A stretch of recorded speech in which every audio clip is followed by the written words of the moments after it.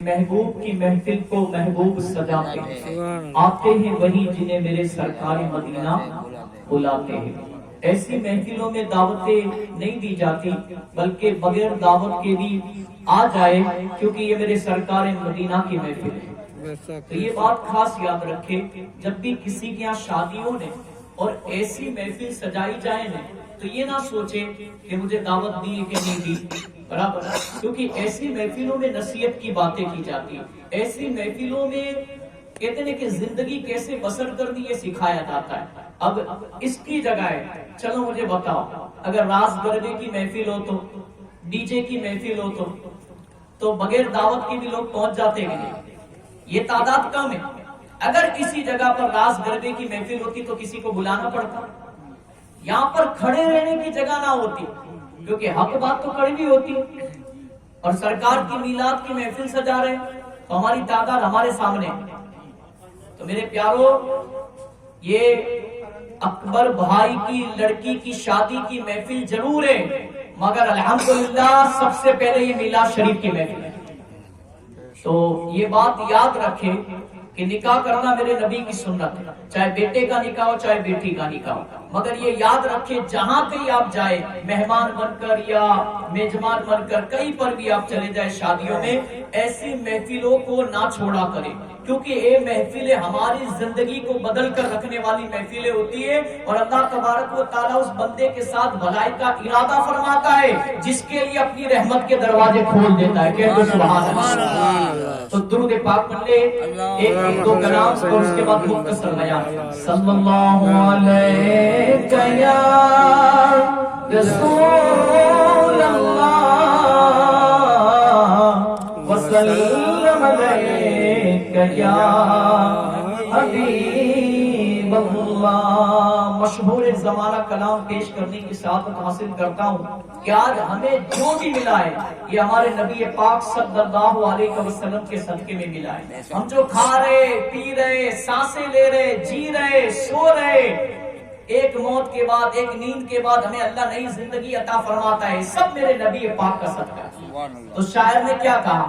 ہمیں جو اللہ نعمتیں دیتا ہے، دولت دیتا ہے، شہرت دیتا ہے، عزت دیتا ہے، عورت دیتا ہے، سب کچھ دیتا ہے دنیا میں، تو ہمیں کیا کرنا چاہیے؟ ایک بندہ مومن کو، ایک سرکار کے امتی کو خدا کا شکر تو کرنا چاہیے، خدا کا شکر تو بجا لانا چاہیے۔ اللہ جب بھی آپ کو کوئی نعمت دے، کم از کم 2 رکعت نفل شکرانے کی پڑھا کرے، اللہ کی شکر، اللہ کی حمد بیان کیا کرے۔ اسی سے متعلق آئیے ایک کلام پیش کرتا ہوں۔ شاعر کیا کہتا ہے؟ شاعر کہتا ہے، اس کرم کا کرو شکر کیسے ادا، اس کرم کا کرو شکر کیسے ادا، جو کرم مجھ پہ میرے نبی نے کیا، اس کرم کا کرو شکر کیسے ادا، اس کرم کا کرو شکر کیسے ادا، جو کرم مجھ پہ میرے نبی نے کیا، میں سجاتا تھا سرکار کی محفلیں، میں سجاتا تھا سرکار کی محفلیں، مجھ کو ہر غم سے رب نے بری کر دیا، مجھ کو رب نے ہر غم سے بری کر دیا، اس کرم کا کروں شکر کیسے ادا، لمحہ لمحہ ہے مجھ پر نبی کی عطا، دوستو اور مانگو میں مولا سے کیا، لمحہ لمحہ ہے مجھ پر نبی کی عطا، دوستو اور مانگو میں مولا سے کیا، کیا یہ کم ہے کہ میرے خدا نے مجھے، کیا یہ کم ہے کہ میرے خدا نے مجھے اپنے محبوب کا امتی کر دیا، اپنے محبوب کا امتی کر دیا، اس کرم کا کروں شکر کیسے ادا، ذکر سرکار کی ہے بڑی برکتیں، مل گئی راحتیں عظمتیں رفعتیں، میں گناہگار تھا بے عمل تھا مگر، میں گناہگار تھا بے عمل تھا مگر، مصطفیٰ نے مجھے جنتی کر دیا، مصطفیٰ نے ہمیں جنتی کر دیا، اس کرم کا کروں شکر کیسے ادا،